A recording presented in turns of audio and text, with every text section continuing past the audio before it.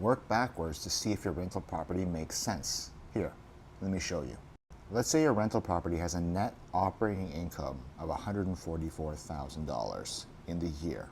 That means if you took rent minus all your operating expenses, you're left with $144,000.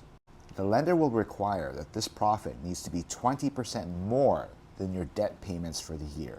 So your annual debt payments cannot exceed $120,000.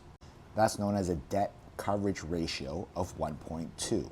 So no matter what the seller tells you the profit is, it needs to be 20% higher than the debt payments for the year, or the lender's not going to approve it. Dead in the water. Now, if it passes, operating profit is typically half of gross rent.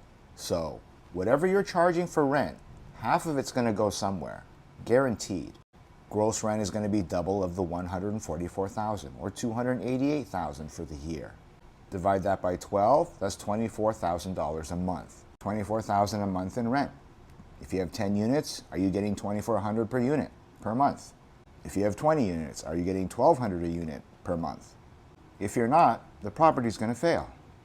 You might be asking, well, how large is the mortgage where the annual debt payments are $120,000 a year? Depending on the interest rate, it could be $1.6, $1.7 million. So the property price will be $2.1 million.